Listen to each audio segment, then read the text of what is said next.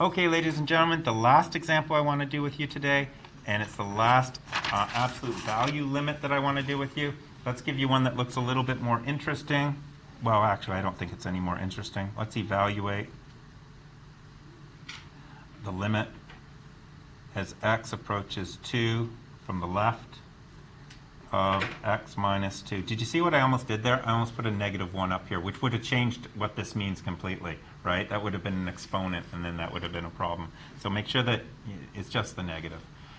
And guys, at this point, we need to talk about the way you're writing. You need the limit, and you need what the value is all the way down. So if you're thinking of simplifying things and doing your own notation, that's a bad idea. That's kind of like writing an essay for Mrs. Sardo and not using any punctuation and saying, you know what I mean. So the math really does need to be set up the right way, okay? Everyone's looking at it, oh, Mrs. Sardo would kill you for that. See, I know this, that's why I said that. Hello, Mrs. Sardo, yes, I'm picking on you. Okay, so let's do the limit as x approaches 2 to the left of the absolute value of x minus 2.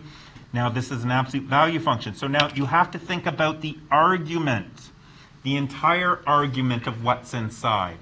When what is inside is positive, when all of that is positive, when x minus 2 is going to be positive, then the answer is going to be x minus 2. Okay? But if what's inside is going to be negative, then we have to negate that argument. And both of those together go together to give you x minus 2. So when the argument inside the brackets is positive, and what that means in this case will be x being greater than 2. So if x is greater than 2, then when I subtract 2, I'm still going to get a positive number. That's a good thing. But if x is less than 2, so if I put in like 1.9, subtract 2, I'm going to get a negative in there. So to make sure that I get a negative becomes positive, I have to multiply it by negative. Is everyone seeing what's going on here? So then if I needed to do something like this, I can do this one with a chart if I want. Maybe that would make more sense. I'm going to choose values of x less than 2 because it asks for the left-hand side of 2. So 1.9, 1.99, 1.999. And if I'm on the left-hand side of 2, this is the function I'm supposed to use. So when it's 1.9 subtract 2, it's going to be negative 0.1. Negative and negative gives you the positive. And this is going to be negative 0.01. So it's going to be positive.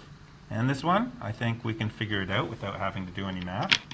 And if you have nothing better to do with your life, you can keep going. I'm going to pretend that I have something better to do. And I'm going to notice that these values are getting closer and closer and closer to 0. So we have a left-hand limit. It does exist. It does equal a value. So we say that the left-hand limit is going to equal 0. That's kind of cool. Now, this question didn't ask for this, but let's say it did, just so I can show you the difference. The difference if I was to ask you for the right-hand limit, well, notice the values of x I'm going to be using are greater than 2, which means the argument inside the absolute values will always be positive, which means that when I go to do my chart, choosing values of x that are greater than 2, like 2.1, 2.01, 2.001, but the argument I'm going to use now is only x minus 2, because when I put these values in, this is going to be positive. I don't have to worry about making it positive, so I don't need that extra negative. So this is now going to be 0.1, 0.01, 0.001, and notice, lo and behold, this too is approaching 0. So the left-hand limit equals the right-hand limit in this case, in which case, you know what, that means that the two-sided limit would exist, and it too would equal 0 in this case. Okay? Very cool. I'm going to stop there. Your homework will be posted at the bottom of this video. Remember, we have Learning Block 4, and I will see Cohort A on Friday, and I will see Cohort B tomorrow.